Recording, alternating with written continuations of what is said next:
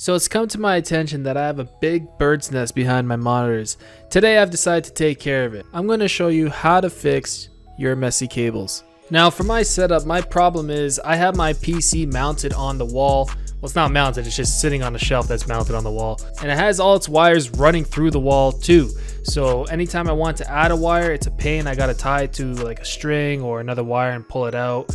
And it's just a hassle. I wanted to reduce the number of wires I have in this wall. So I have about maybe 14 wires going through them already. Majority of these wires are USBs, so I've decided to get myself a USB 3.0 hub. This is a TP-Link model. I'll link it in the description. So far it's been great since I finished this video. It has 7 USB ports. That's exactly what I needed, and it has actually 2 on the side for like phone charging and stuff. Now to hide my cables, I'm using this cable box by Blue Lounge. Just pretty much a box you put your wires in, and I've ran both my extension cords into this box where I'm going to be plugging in my desktop, my monitor, and my LED lights that you guys see lighting up. The next thing I did was ran the HDMI cords down from the desktop to the monitors. What I pretty much did was, as soon as the wires came through the wall, I kind of tucked them inside the cable box and wrapped them up in like a little loop. After all that, I hooked up the USB hub. It also requires some power too, so I had to plug it into an extension cord. And then I brought everything I needed to plug into this hub. I'm using this hub to power up my mic, my keyboard, my mouse, my headset, and my webcam. I could have done this in a different way. I could have actually